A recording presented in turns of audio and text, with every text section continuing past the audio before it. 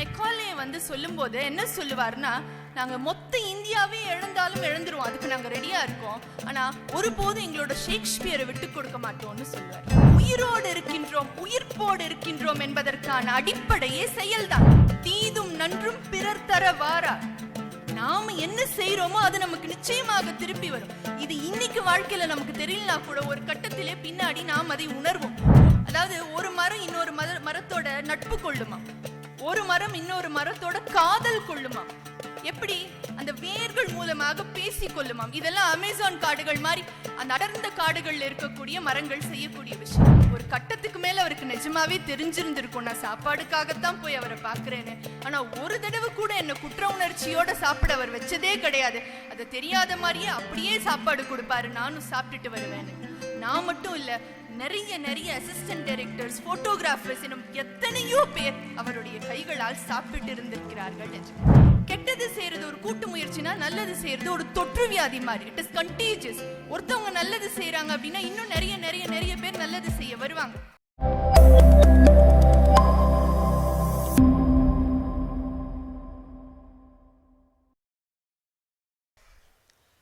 தேடி சோறுனதம் தின்று சின்னஞ்சிறு கதைகள் பேசி மனம் வாடி துன்பமிக உழன்று பிறர் வாட பல செயல்கள் செய்து நரைக்கூடி கிளப்பருவமெய்தி கொடுங்கூற்றுக்கு இறையென பின்மாயும் வேடிக்கை மனிதரைப் போலே நானும் வீழ்வேன் என்று நினைத்தாயோ என்று பாடிய பாரதிக்கு முதல் வணக்கங்கள். நானும் வீழ்வேன் என்று நினைத்தாயோ என்பதற்கு ஏற்ப எத்தனை கிளப்ஸ் வந்தாலும் சரி, மேலே மேலே மேலே மேலே மேலே என்று சென்று கொண்டு பல சாதனைகளையும் நல்ல விஷயங்களையும் இந்த உலகத்திற்கும் சரி இந்த சமூகத்திற்கும் சரி கொடுத்து வருகின்ற ரோட்டரி கிளப்பை சார்ந்தவர்களே, ரொட்டேரியன்ஸ் அத்தனை பேருக்கும் என்னுடைய மிக பணிவான வணக்கங்கள். மேடையில் இருக்கக்கூடிய பெரியவர்களுக்கும் கிட்டத்தட்ட ஒரு 3 நாள் நிகழ்ச்சி முத்து மகள் மித்திர மாநாடு என்ற மாநாட்டிற்கே ஒரு வித்தியாசமான பெயர் வைத்து ஒரு டிஸ்ட்ரிக்ட் கான்ஃபரன்ஸை நடத்தி வருகின்ற பல ரோட்டரி சங்கங்களை சார்ந்த உங்கள் அத்துணை பேருக்கும் என்னுடைய வணக்கங்கள். ரொம்ப வித்தியாசமான உங்க மாநாட்டினுடைய பெயர் ரொம்ப வித்தியாசமாக இருக்கின்றது.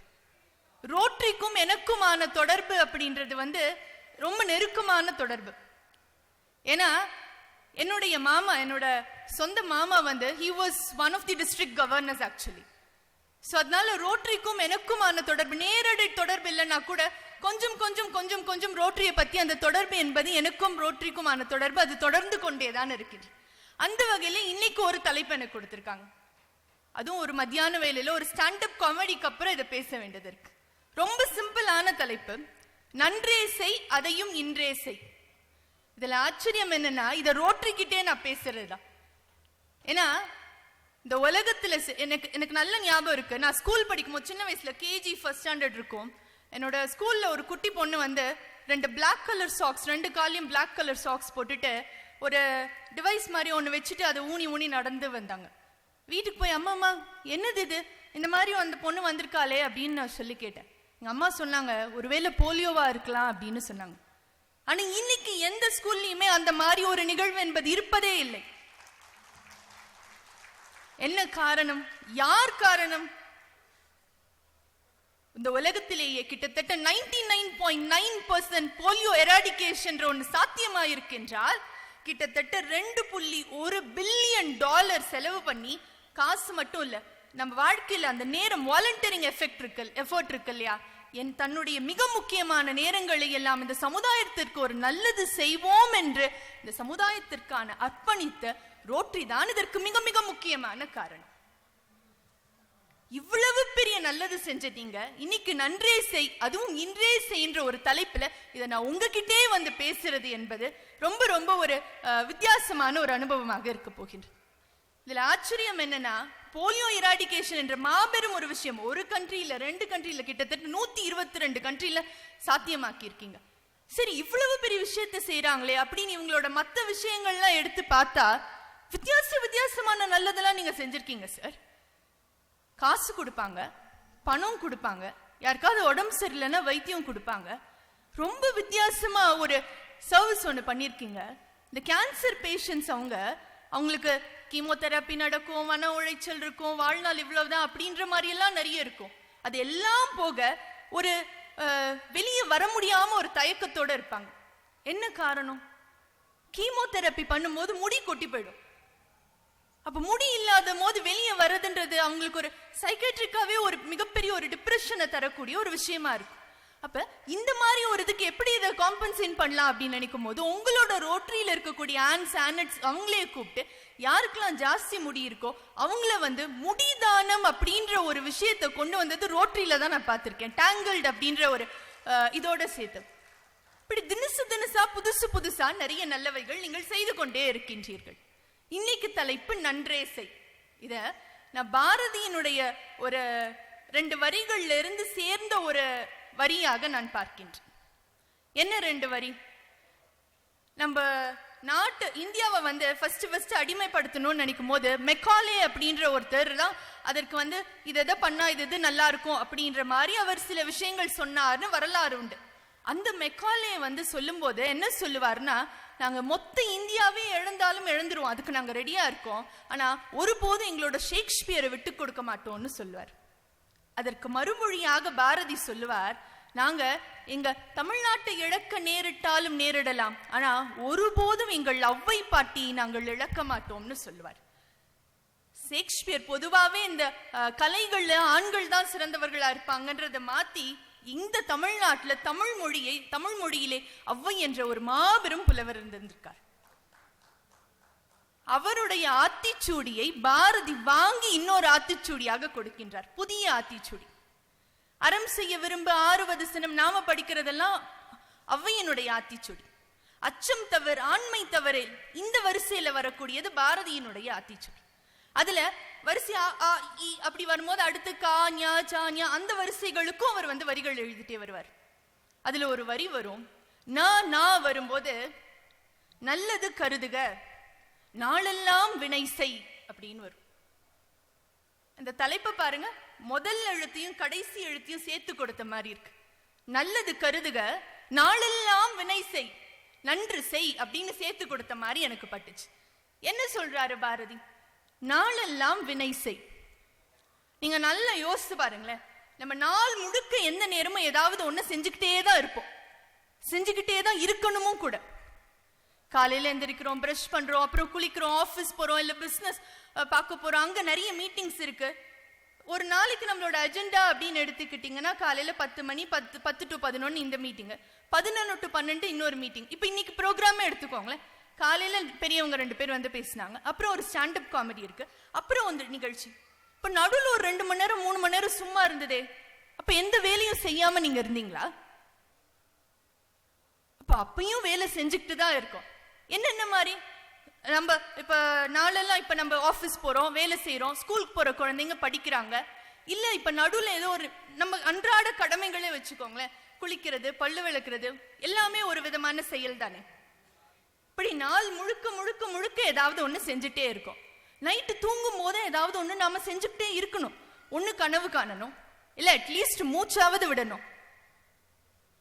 மூச்சு விடுறது நின்று போச்சுன்னா என்ன நினைப்பாங்க? டக்குன்னு எல்லாரையும் கூப்பிடுங்க அப்படின்னு சொல்லிடுவாங்க. இப்ப நாள் முழுக்க நாம ஏதோ ஒண்ணு செஞ்சுக்கிட்டு தான் இருக்கோம். நாம மட்டும் இல்ல, இந்த உலகமே அப்படிதான். சுத்துகிற பூமி சுற்றி கொண்டேதான் இருக்கின்றது, ஓடுகிற நதி ஓடிக்கொண்டேதான் இருக்கின்றது. அந்த உலகம் முழுக்க மரம் வளர்ந்து கொண்டேதான் இருக்கிறது, புல் கூட வேலை செய்து கொண்டுதான் இருக்கின்றது. வேலை நாம் செய்ய வேண்டும், நாளெல்லாம் வினை செய்ய வேண்டும். ஒரு வேலை செய்யறது நிறுத்திட்டா, இப்ப ஒருத்தர் எடுத்துக்கோங்களேன், அவர் துருன்னு காலையில வேலை செஞ்சுட்டே இருக்காரு, அவர் ரொம்ப துருன்னு இருக்காரு, நிறைய எனர்ஜியோட இருக்காருன்னு சொல்லுவோம். இதே இது அடுத்தவரோட வேலை கொஞ்சம் குறைஞ்சு போச்சுன்னு வச்சுக்கோங்களேன், கொஞ்சம் டயர்ட் ஆயிட்டார் போல அப்படின்னு சொல்லுவோம். இன்னும் கொஞ்சம் குறைஞ்சு போயிட்டு உட்கார்ந்துட்டார் அப்படின்னா, ஐயோ அவர் உடம்பு சரியில்லை போல, ஏதாவது வேணுமா கேளுங்க அப்படின்னு சொல்லுவோம். உட்கார்ந்தவர் எந்திரிக்கவே இல்லைன்னா, சுச்சோ என்ன ஆச்சு, எல்லாரும் வாங்க கூப்பிடுங்க அப்படின்னு சொல்லுவோம்.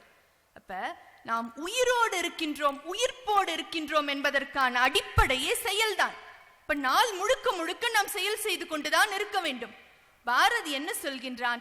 நாளெல்லாம் வினை செய் என்று சொல்வதற்கு முன்னாடி எப்படியும் எதையாவது ஒண்ணு செஞ்சுட்டு தான் இருக்க போறீங்க, அதை நல்லதா செய்யுங்களே அப்படின்னு சொல்றார். நாளெல்லாம் வினை செய், நன்று கருதுக, நல்லது கருதினா நம்மளுடைய செயல் நல்லதாக இருக்கும் என்பதுதான் இதனுடைய தாத்பரியம். ஏன் நல்லது செய்யணும் அப்படின்ற ஒரு கேள்வி வரும். ஏன் சார் நல்லது செய்யணும்? நம்ம வாழ்க்கை ஒரே ஒரு வாழ்க்கை, நினைச்சபடி வாழ்ந்துட்டு போயிடலாம்ல. எதுக்கு நல்லது செய்யணும்? எப்ப பார்த்தாலும் அடுத்தவங்களுக்கு செஞ்சு செஞ்சு செஞ்சு செஞ்சு நமக்கு என்ன கிடைக்க போகுது அப்படின்ற ஒரு எண்ணம் வரலாம். ஏன் சார் நல்லது செய்யணும்? ரொம்ப சிம்பிளான 3 விஷயங்கள். ஒண்ணு, நாம என்ன செய்யறோமோ அது நமக்கு திரும்பி வரும். தீதும் நன்றும் பிறர் தர வாரா. நாம என்ன செய்யறோமோ அது நமக்கு நிச்சயமாக திருப்பி வரும். இது இன்னைக்கு வாழ்க்கையில நமக்கு தெரியலனா கூட ஒரு கட்டத்திலே பின்னாடி நாம் அதை உணர்வோம். ஒவ்வொரு கட்டத்திலும் இதை உணர்வோம். 2வது, நாம் வாழக்கூடிய சூழல் என்பது ஒரு இனிமையான சூழலாக இருக்க போகின்ற. எப்படி? ஏன்னா நம்ம கூட இருக்கிறவங்களை ஏத்தி விட்டோம் அப்படின்னா நம்மளோட சொசைட்டி ஒரு நல்ல நிலைமைக்கு வரும். இப்ப நாளைக்கு நம்மளோட பசங்க குழந்தைங்க படிக்கும் போது ஒரு நல்ல சொசைட்டில இருக்காங்கன்ற ஒரு செக்யூரிட்டி அவங்களுக்கு வரும். இது நமக்கு மட்டும் இல்ல, மரங்களுக்கு கூட இந்த மாதிரி உணர்வுகள் இருக்குன்னு சொல்லிட்டு ஒரு ஜெர்மன் ஃபாரஸ்டர் ஒரு புக் எழுதுறார். தி ட்ரீஸ் அப்படின்னு சொல்லி, the hidden life of trees அப்படின்னு ஒரு புக். அதாவது நம்ம என்ன நினைப்போம், யாராவது ஒருத்தர் உணர்ச்சியே இல்லாம இருந்தா மரம் மாதிரி நிக்கிறான் பார் அப்படி சொல்லும். எங்கேயாவது ஒரு இடத்துல கையில வலிச்சிருச்சு, அடிபட்டுருச்சு, உணர்வே இல்லை அப்படின்னா மரத்து போச்சு அப்படின்னு சொல்லுவோம். மரத்துக்கு உணர்வுகள் இல்லைன்னு நம்ம நினைச்சிட்டு இருக்கோம். ஆனா அந்த ஃபாரஸ்டர் சொல்றாரு, மரத்துக்கும் நிறைய நிறைய உணர்வுகள் இருக்கு அப்படின்னு சொல்றாரு. அதாவது ஒரு மரம் இன்னொரு மரத்தோட நட்பு கொள்ளுமாம், ஒரு மரம் இன்னொரு மரத்தோட காதல் கொள்ளுமாம். எப்படி? அந்த வேர்கள் மூலமாக பேசி கொள்ளுமாம். இதெல்லாம் அமேசான் காடுகள் மாதிரி அந்த அடர்ந்த காடுகள்ல இருக்கக்கூடிய மரங்கள் செய்யக்கூடிய விஷயம். அதுல இதை ஏன் நான் இன்னைக்கு சொல்றேன் அப்படின்னா, சப்போஸ் ஏதாவது ஒரு வயசான மரம் கீழே விழுந்துருச்சு அப்படின்னா அதோட அந்த ஒரு பெரிய உடன் பார்க் மாதிரி இருக்கும்ல, அதுக்கு கூட இருக்க மரங்கள் எல்லாம் அதோட வேர்கள் மூலமா தேவையான மினரல்ஸ் என்னென்னலாம் கொடுத்து அதை கொஞ்சம் உயிர் போட வச்சிருக்குமா. எதுக்கு இதை பண்ணணும்? ஏன்னா அப்பதான் அது சுத்தி ஒரு பாதுகாப்பான நெருக்கமாக வளர முடியும். அதனாலதான் அது விழுந்து போன மரங்களுக்கு கூட நல்லது செய்யும் அப்படின்னு சொல்லிட்டு அந்த புக்ல அவர் சொல்றார். இப்ப ஏன் நல்லது செய்ய வேண்டும்? ஒன்று, அது நமக்கு திரும்பி வரும். 2வது, அது இந்த சொசைட்டியை மிக மிக ஒரு சிறந்த ஒரு சமூகமாக மாற்றி கொடுக்கும். 3வது, அது நமக்கு ஒரு மாபெரும் சந்தோஷத்தை அளிக்கும். மாபெரும் சந்தோஷத்தை அது அளிக்கும். ஒன்றும் இல்லைங்க, இப்ப சமீபத்துல அரசியல் தலைவர் நடிகர் விஜயகாந்த் அவர்கள் அவர் நமக்கு தெரியும் இறைவன் அடி சேர்ந்தார். இப்ப அவருடைய அந்த கடைசி கூட்டத்தை பார்க்க எத்தனையோ பேர் வந்தாங்க, லைன்ல நின்னாங்க எங்க சென்னையில. என்ன காரணம்? அதுல ஒரு ஜென்யூன்னஸ் தெரிஞ்சது. நீங்க அதை நல்லா யோசித்து பார்க்கணும். ஏன், என்ன காரணம்? எல்லாரும் நேரடியா அவரோட தொடர்புல இருந்தவங்களா? இல்ல. ஒருவேளை ஆக்டர் அப்படின்ற காரணத்துக்காக வந்தாங்களா? அவர் நடிச்சு முடிச்சு பல வருஷம் ஆச்சு சார். அப்புறம் இருந்து ஏன் பார்க்கணும்? சரி, ஒருவேளை அவருடைய நடிகராக பிடித்து சில பேர் வந்திருக்கலாம், அரசியல் ரீதியாக சில பேர் வந்திருக்கலாம். அதையும் தாண்டி சாதாரண மனிதர்கள் ஏன் வந்தார்கள் என்றால், கற்றோருக்கு சென்ற இடமெல்லாம் சிறப்பு என்பது போல நாம் நல்லது செய்தால் நாம் வெளியே சொன்னாலும் சொல்லாவிட்டாலும் அது ஊருக்கு தெரியத்தான் போகும். என்ன செஞ்சாரு அப்படின்னு பாத்தீங்கன்னா, அவர் கூட அப்ப வேலை பார்த்த ஒரு போட்டோ ஜேர்னலிஸ்டா இருந்த ஒருத்தர், சித்திரமணின்னு பேர், அவர் ஒரு சம்பவம் சொல்றாரு. அதாவது அந்த காலத்துல இப்பவே நம்ம எப்பவுமே கட் அவுட், பால் அபிஷேகம் அந்த மாதிரி பிரம்மாண்டமா இருக்கிறது தான் சினிமா துறை நம்ம நினைச்சிட்டு இருக்கோம். ஆனா சினிமா துறைக்குள்ள கூட ஃபர்ஸ்ட் உள்ள நுழையிறவங்க எப்படி ஒரு மாச சம்பளத்துக்கு ஒருவேளை சாப்பாடுக்கு எவ்வளவு கஷ்டப்படுறாங்கன்றது நமக்கு தெரியாத ஒரு பகுதியாகத்தான் இருக்கின்றது. அப்ப அந்த மாதிரி இருந்த ஒரு காலத்துல, அவர் ஃபர்ஸ்ட் வந்த காலத்துல விஜயகாந்துக்கு போட்டோ எடுக்கிறதுக்காக வந்திருக்காரு. நம்முடைய நடிகர் விஜயகாந்த் அவர்களுக்கு போட்டோ எடுக்கிறதுக்காக வந்திருக்காரு. அப்படி வந்தபோது ஒரு கட்டத்துக்கு மேல அதுல அவருக்கு பெரிய சம்பாத்தியம் இல்ல. அப்ப அவருக்கு ரொம்ப சாப்பாடுக்கே கஷ்டப்படக்கூடிய நிலைமை இருந்துச்சு. அப்ப என்ன பண்ணுவாரா, கரெக்டா மாச கடைசியான ஒரு ரொட்டீன் மாதிரி போட்டு கண்டினியூஸா நடிகர் விஜயகாந்த் அவர்களை போய் சந்திப்பாரு. ரொட்டீன் மாதிரி, நீங்க பாருங்க, இன்னைக்கு சாப்பிட்டா நாளைக்கு சாப்பிடணும், அடுத்த நாளானிக்கு சாப்பிடணும். அந்த மாதிரி அவரையும் ஒரு ப்ரொடியூசரையும் போய் சந்திப்பாரு. ஏன்னா அவர் சந்திக்கும் போது முதல்ல அவர் கேட்கிற கேள்வி, சாப்பிட்டியாப்பா?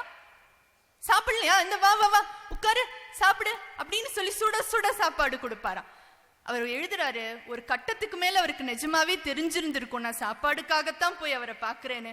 ஆனா ஒரு தடவை கூட என்ன குற்ற உணர்ச்சியோட சாப்பிட அவர் வச்சதே கிடையாது. அதை தெரியாத மாதிரியே அப்படியே சாப்பாடு கொடுப்பாரு, நானும் சாப்பிட்டுட்டு வருவேன்னு. நான் மட்டும் இல்ல, நிறைய அசிஸ்டன்ட் டைரக்டர்ஸ், போட்டோகிராஃபர்ஸ், இன்னும் எத்தனையோ பேர் அவருடைய கைகளால் சாப்பிட்டு இருந்திருக்கிறார்கள் என்று.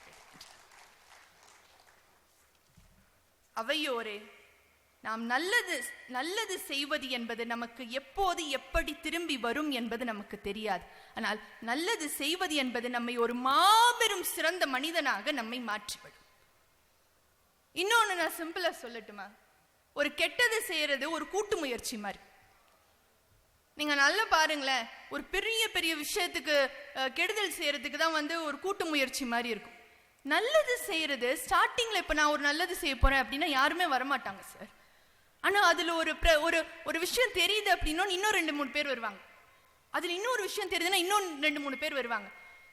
கெட்டது செய்யறது ஒரு கூட்டு முயற்சினா, நல்லது செய்யறது ஒரு தொற்று வியாதி மாதிரி. It is contagious. ஒருத்தவங்க நல்லது செய்யறாங்க அப்படின்னா இன்னும் நிறைய நிறைய நிறைய பேர் நல்லது செய்ய வருவாங்க. ஒரே ஒரு உதாரணம் நான் சொல்லட்டுமா? இன்னைக்கும் கூட எங்க சென்னைக்கு வந்தீங்கன்னா ஆட்டோக்கு பின்னாடி, நிறைய ஆட்டோக்கு பின்னாடி மேதக அப்துல் கலாம் ஐயா அவர்களுடைய படம் இருக்கும். அவர் நிறைய விஷயங்கள் செய்திருக்கின்றார். ஆனா இட் இஸ் கண்டீஜியஸ். அது ஒரு தொற்று வியாதி மாதிரி அப்படின்னு சொன்னேன் இல்லையா? அது எப்படின்னு மட்டும் அந்த ஆங்கிள் மட்டும் நான் சொல்றேன். நிறைய நல்ல விஷயங்கள் செஞ்சிருக்காரு. அதுல ஒரு விஷயம் அவர் என்ன சொல்லுவார் அப்படின்னா, ஒரு மனுஷனும் வாழும்போது ஒரு மரமாவது நடணும். இந்த உறுதிமொழியை நாம் ஏற்றுக்கொள்ள வேண்டும். ஒரு மரமாவது நடணும். ஏன்னா மரம்ன்றது கார்பன் டை ஆக்சைடை சாப்பிட்டுட்டு ஆக்சிஜனை நமக்கு தரக்கூடியது எல்லாருக்கும் தெரியும். அப்ப ஒரு மரமாவது நடணும். இப்ப வாழ்க்கையில ஒருத்தர் இப்படியே ஒன்னொன்னா நட்டு ஒரு 10 மரம் நட்டாங்கன்னா, நம்ம 1 பில்லியன் பேர் இருக்கோம்னா 10 பில்லியன் மரங்கள் வந்துடும். இந்த பூமியினுடைய சுற்றுச்சூழலையே நம்மளால மாற்ற முடியும் அப்படின்னு சொன்னார். இன்னைக்கும் கூட நிறைய ஸ்கூல்ஸ்லயும் சரி, நிறைய நிறைய ஆர்கனைசேஷன்ஸ்லயும் சரி, கலாம் ப்ராஜெக்ட்னு ஒண்ணு இருக்கு. மரம் நடுவதற்குன்னே இருக்கு. சரி, கலாம் ஐயா சொல்லிட்டு போயிட்டாரு. இதுக்கப்புறம் அவருடைய ஒரு சிஷ்யர் மாதிரியே இருந்த நடிகர் விவேக் என்ன பண்ணாரு? ஐயா ஒரு மரம் நட சொன்னார். ஒரு மரம் நடுறேன் நான் சொன்னாரு. ஒரு மரம் 10,000 மரம் 20,000 மரம்னு சொல்லி கிட்டத்தட்ட 30 லட்சங்கள் மேல் மரங்கள் நட்டிருக்கின்றார். சரி, அவர் அப்படி நட்டுட்டு போயிட்டாரு. அடுத்து அவர் போனதுக்கு அப்புறம் அவரோட மேனேஜரா இருந்தவர் தன்னால முடியக்கூடிய அளவிற்கு அவர் ஒரு சில மரங்களை நட்டிருக்கார். இப்ப நீங்க பாருங்க, மரம் நடுறதுன்றது ஒருத்தரோட கனவா இருந்தது. அவர் நல்லது செய்ய போக போக எல்லாரும் நல்லது செய்ய வர வர அது ஒரு தொற்று வியாதியாக, கிட்டத்தட்ட ஒரு கண்டீஜியஸ் குட் திங் மாதிரி எல்லாரும் நிறைய நிறைய நிறைய நிறைய நல்லதுகள் செய்ய வந்து கொண்டே இருக்கின்றார்கள். அதனாலதான் நாம் ஒரு முறை நல்லது செய்தோம் என்றால் அது நமக்கு பல பேருக்கு நல்லது செய்வதற்கான ஒரு சமானமாக அது இருக்கும். ஒரு ஜென் கதை நான் ஒண்ணு சொல்றேன். எப்படி இது இவ்வளவு நீங்க ஸ்ட்ராங்கா சொல்றீங்க அப்படின்றதுக்கு இந்த ஜென் கதை ஒரு உதாரணமாக இருக்கும். 2 நண்பர்கள் பேசிட்டே போறாங்க சார். பாலைவனத்துல, டெசர்ட்ல எப்படி இருக்கும்? தண்ணியே இருக்காது, ரொம்ப காஞ்சு போய் இருக்கும். ஸோ அப்படி இருக்கும்போது 2 பேர் பேசிட்டே போறாங்க. அப்படி பேசிட்டே போகும்போது என்ன ஆகுது? அவங்க 2 பேருக்கும் ஒரு மிகப்பெரிய வாக்குவாதம் வருது. என்ன வாக்குவாதம் வருது? என்னமோ பேசிக்கிட்டே போறாங்க, சண்டை போட்டுக்கிட்டே போறாங்க. சரியான சண்டை சார். வாய் சண்டை போய் கை சண்டை ஆயிடுச்சு. ஒருத்தன் ஒன்னு சொல்லிட்டான், இன்னொருத்தனுக்கு சரியான கோபம், பலார்னு அரைஞ்சிட்டான். அவனை தூக்கி வாரி போட்டுருச்சு. ஐயோ, என்ன இப்படி அடிச்சுட்டான் அப்படி சொல்லிட்டு அப்புறம் அவன் என்ன பண்ணா, அந்த இருக்க மண்ணில் எழுதுனா, என்னோட உயிர் நண்பன் என்னை கன்னத்தில் அறைந்தான் அப்படின்னு எழுதுறான். சிவனுக்கு ஒண்ணுமே புரியல. ஒண்ணு நம்மளோட சண்டை போட்டிருக்கணும், இல்ல நம்மளோட பரவாயில்லன்னு போயிருந்திருக்கணும். தேங்க்யூ.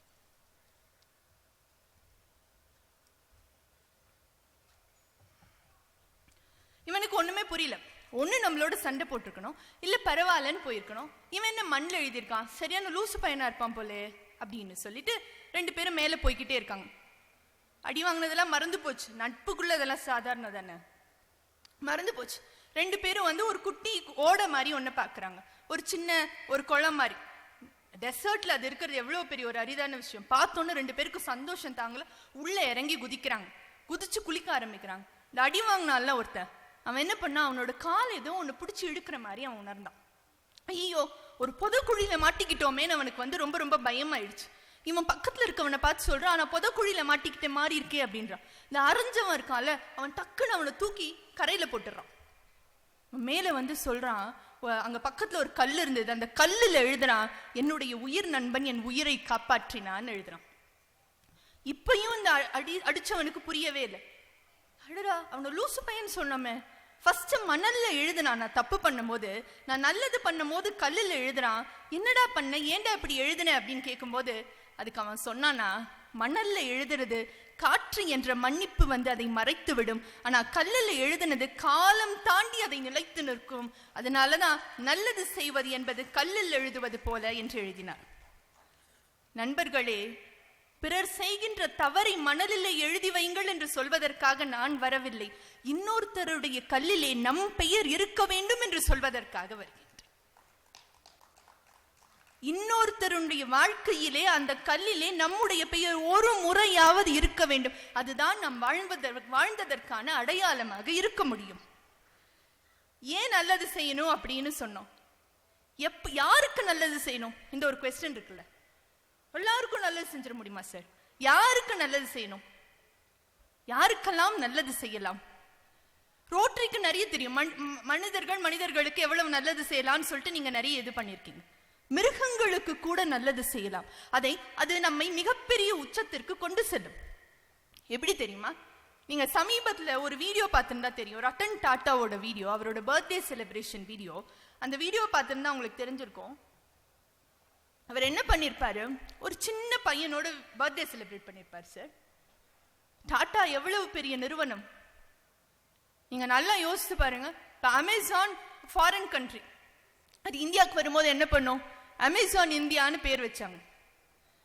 டாடா ஒரு இந்திய நிறுவனம். அவங்க யூரோப்ல டாடா யூரோப் அப்படின்னு கொண்டு போயிருக்காங்க.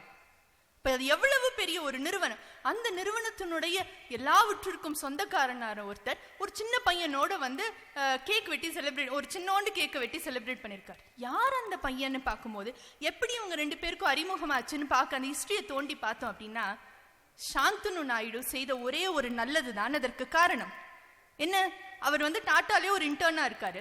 இன்டர்ன்ஷிப்பை முடிச்சுட்டு நைட்டு வீட்டுக்கு வரணும். வர வழியில ஒவ்வொரு நாளும் ஏதாவது ஒரு நாய் செத்து கிடக்கிறத பாக்குறாரு. ரோட்ல வேகமா வர வண்டியில், ஹைவேஸ்ல வேகமா வண்டி இடிச்சு நாய் செத்து கிடக்கிறத பாக்குறாரு. ஐயோ என்னாச்சு, ஏன் இப்படி போயிட்டான், என்ன பண்றது, இந்த நாய் எப்படி காப்பாத்துறது அப்படின்னு யோசித்துக்கிட்டே வர்றாரு.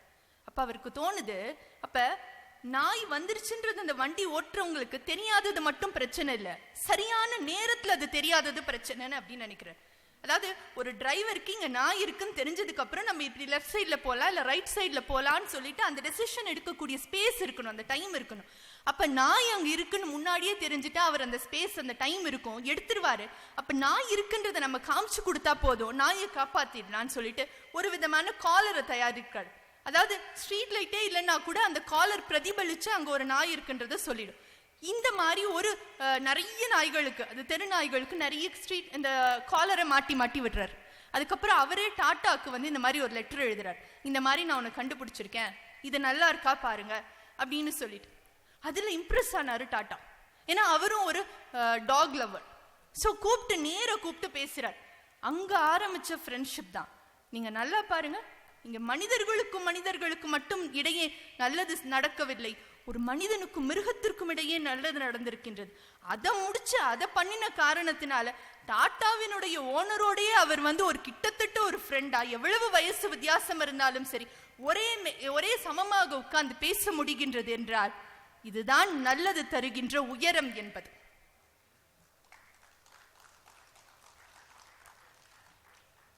யாருக்கு நல்லது செய்யணும்ன்றது மனுஷங்களுக்கும் நல்லது செய்யறது உங்களுக்கு தெரியும். இப்ப மிருகத்தை வச்சு நான் ஒரு சின்ன ஒரு இது சொன்னேன்.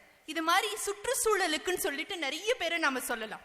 இப்ப நல்லது செய்யணும், என்ன நல்லது செய்யணும்ன்றத நாம தான் டிசைட் பண்ணணும். எதை வேணாலும் யாருக்கு வேணாலும் எப்படி வேணாலும் நல்லது செய்யலாம். நம்ம 365 நாளும் 24 மணி நேரமும் சரி, அதுல இருக்கக்கூடிய ஒவ்வொரு நிமிஷமும் ஏதாவது ஒரு வேலை செஞ்சுட்டு தான் இருக்கணும். அப்பதான் நம்ம உயிரோடு இருக்கோன்னே அர்த்தம். ஏதோ ஒரு வேலை செய்யறத ஒரு நல்லது செஞ்சா என்ன தப்பு? அதுதான் இந்த தலைப்புடைய நோக்கமே. இன்னொன்னு நான் சொல்றேன், சரி நம்ம நல்லா இருக்கிற நேரத்துலதான் நல்லது செய்யணும்னு நமக்கு ஒரு நினைப்பு இருக்கும் சார், உண்டா இல்லையா? கஷ்டப்படுற நேரங்கள்ல யாராவது நல்லது செய்வாங்களா? அப்படியே நல்லது செஞ்சதா வாங்கி கட்டிக்கிட்டு வந்தா நம்மளால சும்மா இருக்க முடியுமா? இவன் எவ்வளவு அடிச்சாலும் தாங்குவான்டா, ரொம்ப நல்லவன்டான்னு சொல்லிட்டு ஏறி மிதிச்சுட்டு போறவங்க நிறைய பேர் இருக்க மாட்டாங்களா? அப்ப கஷ்டமான காலங்களில் நம்மளால நல்லது செய்ய முடியுமா? முடியும் என்று நிறைய பேர் சொல்லி இருக்கின்றார்கள். மகாகவி பாரதி இருக்காரே, அவர் வீட்டுல எவ்வளவு பெரிய வறுமை இருந்ததுன்னு நம்ம அத்தனை பேருக்குமே தெரியும். அவ்வளவு வறுமையில் இருக்கும் போது அவரோட மனைவி செல்லம்மா வீட்டுல சமைக்கிறதுக்கு அரிசி இருக்காது சார். பக்கத்து வீட்டுல கடன் வாங்கிட்டு வந்து வீட்டுல வச்சிருப்பாங்க. சட்டுன்னு அந்த பக்கம் 4 குருவி வந்துடும். பாரதி கிராஸ் பண்றவரு அந்த அடடா அரிசி இருக்கு, இங்க குருவி இருக்குன்னு சொல்லி அரிசியை தூக்கி குருவிக்கு போட்டுருவார் சார். இப்ப நல்லது செய்வது நன்று செய் என்பதற்கு பொருளோ பணமோ அவசியம் இல்லை, மனமும் பரந்த அன்பும் இருந்தால் நம்மால் நன்று செய்ய முடியும் என்று பாரதி சொல்கிறார். சரி, நல்லா சொல்றீங்க, ஏதோ பழைய காலத்து பாரதிட்ட இருந்தெல்லாம் சொல்றீங்களே, இது சமீபத்துல சாத்தியமானு உங்களுக்கு ஒரு டவுட் வரும். சமீபத்துல இருந்தே நான் ஒரு இன்சிடென்ட் சொல்றேனே. பூல் பாண்டியன்னு சொல்லிட்டு ஒருத்தர், தூத்துக்குடியை சேர்ந்தவர். இங்க பெரும்பாலும் சவுத் சைட்ல இருந்து தான் வந்து ரொட்டேரியன்ஸ் இருக்கீங்க, கண்டிப்பா தெரிஞ்சிருக்க வாய்ப்பு இருக்கு. தூத்துக்குடியை சேர்ந்தவர். அவருக்கு 75-80 வயசு ஆகுது சார். அவர் ஃபர்ஸ்ட் பாம்பேல செட்டில் ஆயிருக்காரு. எல்லா கடமையும் முடிச்சாச்சு, மனைவி தவறிட்டாங்க, குழந்தைங்க எல்லாம் பாம்பேல செட்டில் ஆயிட்டாங்க. இவர் மட்டும் சொந்த ஊரான நேட்டிவ்க்கு திரும்பி வந்துட்டார். வந்ததுக்கு அப்புறம் அவர்கிட்ட பெருசா காசு பணம் எதுவும் கிடையாது. எல்லாத்தையும் யாசகம் பெறார். அடுத்த வேளை சாப்பாட்டுக்கு யாசித்து யாசித்து வாழக்கூடிய ஒருத்தர். இப்படி ஒருத்தட்டியா யாசகம் வாங்கி சாப்பிட்டுட்டே இருக்கார். ஒரு பாயிண்ட்ல அவருக்கு என்ன தோணுது, அவருக்கு நிறைய காசு வந்துருது சார். நிறைய காசு வந்துருது. காசு வந்ததுக்கு அப்புறம் நம்மளோட சாப்பாட்டுக்கு இது போதுமே.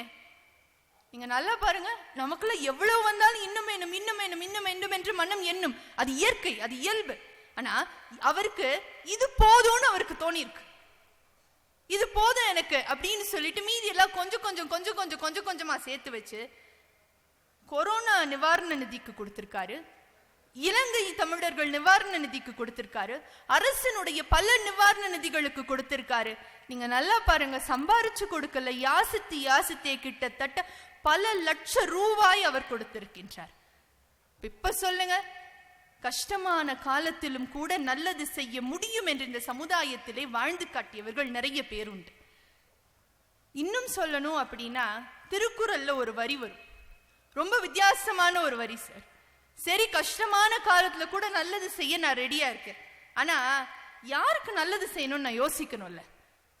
ஒரு 2 வருஷம் முன்னாடி என்னை பத்தி தப்பு தப்பா பேசியிருப்பாரு, அவருக்கு நம்மளால நல்லது செய்ய முடியுமா? இது ஒரு 10 வருஷம் 15 வருஷம் முன்னாடி யாராவது நம்மள சுருக்குன்னு ஒரு வார்த்தை கேட்டிருப்பாங்களே, அவங்களுக்கு நல்லது செய்ய முடிஞ்சிடும். மனசு சுருக்குன்னு வராது. எனக்கு நான் செய்ய தயாரா இருக்கேன், ஆனா இந்த ஆளுக்கு நான் செய்ய தயாரா இல்லை அப்படின்னு மனசு தோணும்ல. ஆனா வள்ளுவர் என்ன சொல்றாரு, இன்னா செய்தாரை ஒருத்தல் அவர்னான நன்னயம் செய்து விடல்னு. தவறு செய்தவர்களுக்கு கூட நன்று செய் என்று சொல்கின்றார். நீங்க இதை கொஞ்சம் நல்லா பார்க்கணும். இது ஒரு நுட்பமான இடம். எப்படி தவறு செஞ்சவங்களுக்கு நல்லது செய்ய முடியும்? நான் ஒரு கதை சொல்றேன், லியோ டால்ஸ்டாயினுடைய ஒரு கதை. டால்ஸ்டாய் பத்தி கேள்விப்பட்டிருப்பீங்க. டால்ஸ்டாயினுடைய கதை இது. ஈவான் சொல்லிட்டு அந்த கதாநாயகனுடைய பேர், ஹீரோனோட பேர் ஈவான். அவன் என்ன பண்றான், ரொம்ப சின்ன வயசுல ஒரு 20 30 ஸ்டார்டிங் அந்த வயசுல இருக்கான். அவன் ஊரா போய் வியாபாரம் செய்யறவன் வியாபாரி. ஒரு நாள் அவனோட மனைவி 2 குழந்தைங்க, குட்டி குழந்தைங்க 2 பேரையும் விட்டுட்டு அவன் ஊரா போய் வியாபாரம் செய்ய போறான்.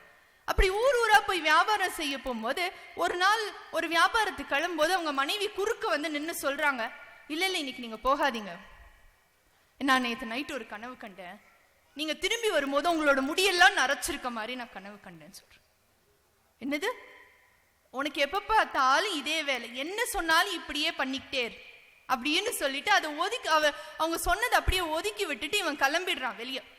வியாபாரம் செய்ய கிளம்பிடுறான். மூட்டையில காசும் கிட்டத்தட்ட ஒரு 8000 ரூபாய், அன்னைக்கு மதிப்பு பார்த்துக்கோங்க, 8000 ரூபாய் வச்சுட்டு என்னென்ன பொருள்லாம் எடுத்து வியாபாரம் செய்யணும்னு சொல்லிட்டு எல்லாத்தையும் மூட்டையில கட்டிட்டு போறான், குதிரை மேல ஏறி போறான். நான் சொல்றது அந்த காலத்து கதை.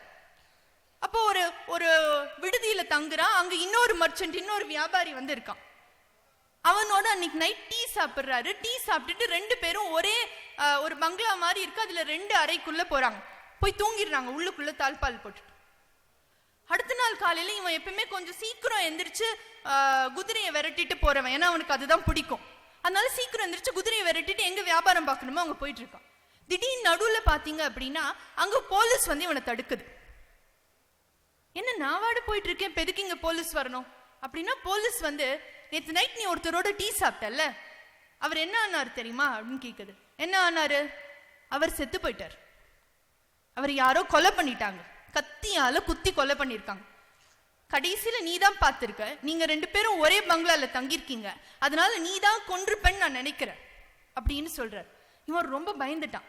இல்ல சார், சத்தியமா நான் பண்ணல, நீங்க என்ன இப்படி சொல்றீங்க அப்படின்னு சொல்லியிருக்க. இல்ல உங்களோட பையெல்லாம் திறந்து காமிங்கன்னு சொல்லும் போது ஒரு பையில இருந்து 8000 ரூபாய் காசையும் ஒரு ரத்த கரையுள்ள ஒரு கத்தியும் இருக்கு. இவனுக்கு ஒண்ணுமே புரியல. யாரும் அந்த வியாபாரியை கொண்டுட்டு அவர்கிட்ட இருந்த காசெல்லாம் அடிச்சுட்டு போயிருக்காங்க. இவன் எவ்வளவு சொல்லியும் எவ்வளவு மன்றாடியும் அவனை ஒத்துக்கவே இல்லை போலீஸ். நீ ஏன்னா வேற ஆப்ஷனே கிடையாது, நீ தான் நைட்டு தங்கியிருக்க, அதனால நீ தான் இது பண்ணிருப்பேன்னு சொல்லிட்டு இவனால எதுவுமே பண்ண முடியல. இவனை தூக்கிட்டு போய் சிபேரியால போட்டுடுறாங்க, அந்த பிரிசனர்ஸ் எல்லாம் இருக்கக்கூடிய இடத்துல. நல்ல தண்டனை கிடைக்குது, கிட்டத்தட்ட ஆயுள் தண்டனை மாதிரி கிடைச்சிருது. இதுல என்ன விஷயம்னா, இவனோட ஒய்ஃப் கூட நம்பல. தனியா வந்து என்கிட்டயாவது சொல்லுங்களேன், நீங்க தான் அதை பண்ணீங்களா அப்படின்னு சொல்லிட்டு கேட்டுப்பாங்க. இப்ப என்ன பண்ணா, கிட்டத்தட்ட 26 வருஷம் ஓடி போச்சு.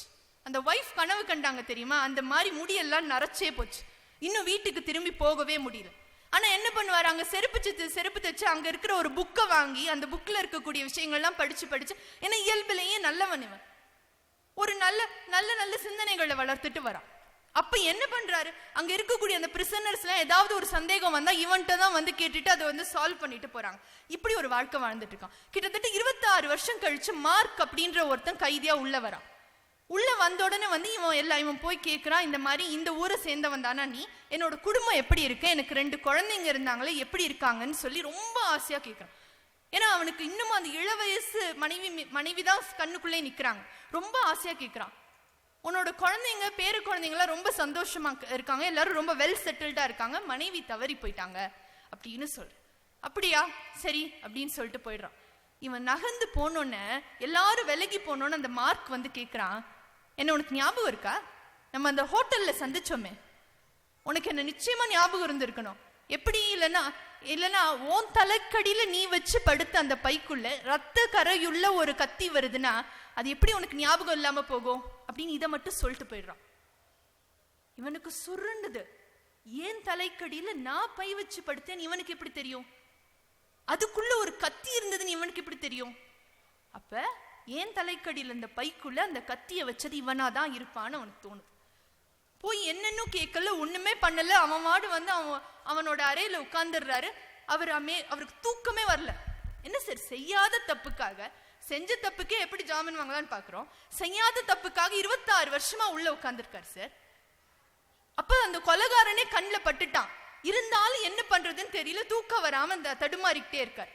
அப்ப அவரோட அந்த அறையில பல பிரிசனர்ஸ் ஒன்னா தங்குறாரு. அவரோட ஒரு அறையில ஒரு செவத்துக்குள்ள இருந்து ஏதோ சத்தம் கேட்கிற மாதிரி இருக்கு. என்னடான்னு பார்த்தா, இந்த மார்க்ன்றவன் அந்த செவத்தை தோண்டி சிறையில இருந்து தப்பிச்சு போறதுக்கான வழியை வந்து அவன் பண்ணிட்டு இருக்கான்.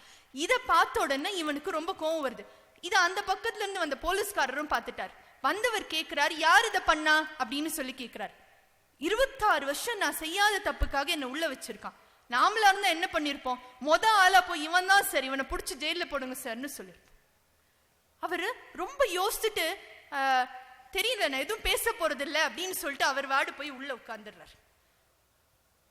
அவர் காட்டி கொடுத்திருந்தா கூட இவன் கதறி இருப்பான் சார், இவன் அழுதுருப்பான்.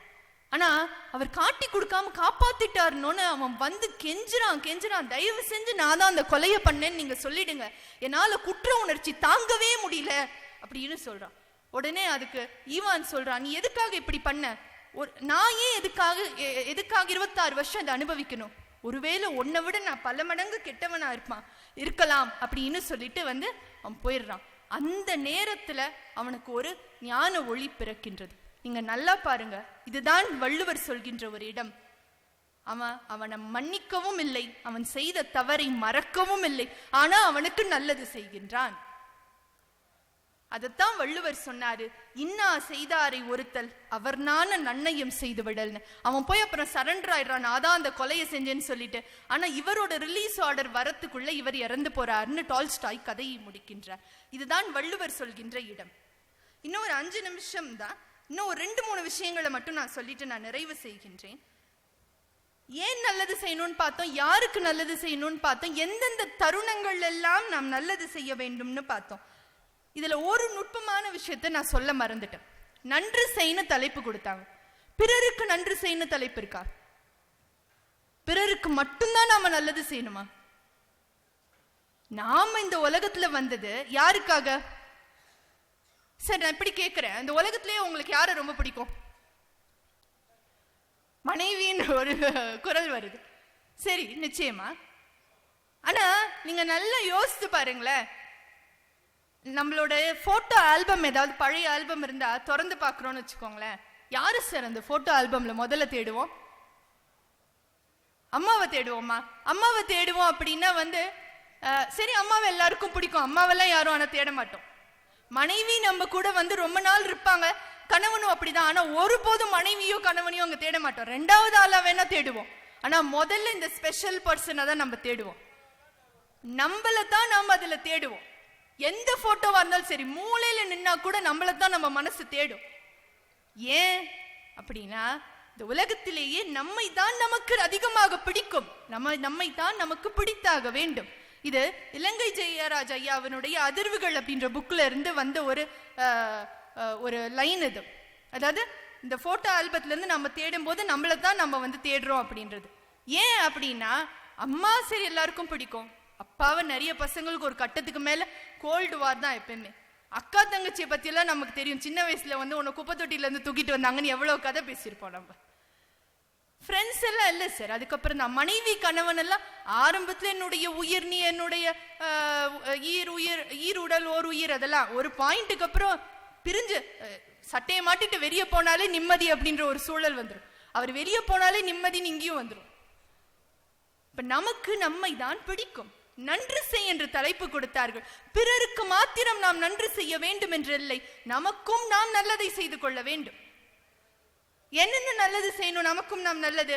ஒன்னு உடல் ரீதியாக, இன்னொன்னு உள்ளம் ரீதியாக. உடல் ரீதியாக என்ன நல்லது செய்ய வேண்டும்? நம்ம இந்த உலகத்திலே நாம கொண்டு வந்த மிகப்பெரிய ஆயுதம் இந்த உடம்பு தான். அப்ப இந்த உடம்பை பத்திரமா பார்த்துக்க வேண்டிய பொறுப்பு நம்மிடம் இருக்கின்றது. எதை சாப்பிடணும், எப்ப தூங்கணும், என்ன பண்ணணும், எல்லா நல்லதையும் உடலுக்கு செய்ய வேண்டும். இந்த உள்ளம் அப்படின்றது ரொம்ப ரொம்ப முக்கியமான விஷயம். ஏன்னா mental health affects physical health. So அப்ப அதையும் நம்ம பார்த்துக்கணும். அப்ப நமக்கும் நாம் நல்லது செய்து கொள்ள வேண்டும். நான் இப்படி சொல்லி நிறைவு செய்கின்றேன். நாளெல்லாம் வினை செய்யு சொல்லி ஆரம்பிச்சோம், நாளெல்லாம் வினை செய்ய சொன்னீங்க. அப்ப அதுல ஏதாவது ஒண்ணு நல்லது செய்ய சொன்னீங்க. அப்ப நம்ம இப்படி வச்சு பார்ப்போமே, ஒரு நாளைக்கு அடுத்தவங்களுக்கு ஒரு நல்லது செய்யலாம், நமக்கு ஒரு நல்லது செஞ்சுக்கலாம் அப்படின்னு வச்சு பார்த்தோம்னா, ஒரு ஜென் கதை ஒன்று உண்டு. இந்த கதையோட நான் நிறைவு செய்யறேன். ஒரு ஜென் மாணவன் குருவை பார்க்கிறார். பார்த்துட்டு, சாமி நல்லா இருக்கீங்களா? நான் நல்லா இருக்கேன். அந்த பரஸ்பர விசாரிப்பெல்லாம் முடிஞ்சு போயிடுது. விசாரிப்பெல்லாம் முடிஞ்சு போனதுக்கு அப்புறம் அவர் கேட்கிறாரு, நீங்க எனக்கு தியானம் பண்ண சொல்லி கொடுத்தீங்க, நான் தினமும் தியானம் பண்றேன் குருவே, நல்லதான் தியானம் பண்றேன், ரொம்ப சந்தோஷமாவும் இருக்கும் தியானம் பண்ணும்போது. அப்புறம் என்ன குழப்பம் உனக்கு, ஏன் என்ன தேடி வந்த அப்படின்னு கேட்கிறார். ஒன்னும் இல்ல, நான் ஒரு நாளைக்கு இத்தனை மணி நேரம் தியானம் பண்ணிடுறேன், மீதி இருக்க நேரத்துல நான் ஒரு 2-3 தப்பும் பண்ணிடுறேன் அப்படின்னாரு. சரி, இதுல என்ன உனக்கு குழப்பம் அப்படின்னு. இல்லையே, மனசு உறுத்துதே, தியானம் பண்ணா நல்லது தானே பண்ணணும், தப்பு வேற நான் பண்ணிடுறேன்னு அப்படின்னு கேட்கிறார். இதுல ஒரு குழப்பமும் இல்ல, நீ தியானம் பண்ணும்போது நல்லது பண்ணும்போது நல்லது பண்ணு, தியானம் பண்ணும்போது தியானம் பண்ணு, தவறு செய்யும் போது தவறு செய். ஒரு நாளைக்கு நீ தியானமும் செய், தவறும் செய், தியானமும் செய், தவறும் செய். ஒரு கட்டத்திற்கு மேலே உன்னுடைய இயல்பு எதுவோ அதற்கு ஏத்தாற் போல ஒன்று நின்று விடும்னு சொன்னார். ஐயோ, அப்ப தியானம் நின்று போச்சுன்னா இதுக்கு எதுக்கு நீ பயப்படுற, அதுதான் உன்னுடைய இயல்புன்னு ஏத்துட்டு போயிடு அப்படின்னு அவர் சொல்லி முடிப்பார். இதைத்தான் நானும் இந்த மேடையிலே சொல்லி நிறைவு செய்ய நினைக்கின்றேன். தினமும் ஒரு நல்லது செய்வோம் நாம சொன்னோம். ஒண்ணு அதை நமக்கே செஞ்சுக்கலாம், இல்ல அடுத்தவங்களுக்கும் செய்யலாம். தினம் தினம் ஒரு நல்லது செய்து கொண்டே இருப்போம். ஒருவேளை அது நம்முடைய இயல்பாக இருந்தால் நாம் வாழ்நாள் முழுக்க நல்லது செய்பவர்களாகவே இருப்போம். எனவே நன்று செய். எப்போது நன்று செய்ய வேண்டும்? நல்லது செய்யறவங்க தான், இந்த நல்லது செய்யறவங்க மட்டும்தான் இந்த நாள் கிழமை எல்லாம் பார்ப்பாங்க சார். ஒரு கெட்டது செய்யறவங்க கூட இது நல்ல நாளா, இது நல்ல நேரமான்னு பார்க்கறது இல்லை. அப்ப எப்ப நல்லது செய்யணும்? நன்றே செய், அதை இன்றே செய் என்று அந்த தலைப்போடு நான் நிறைவு செய்கின்றேன். நல்லது செய்வோம் அவையோரே, அதை இன்றைக்கே செய்வோம், நன்று செய்வோம். நன்றி, வணக்கம்.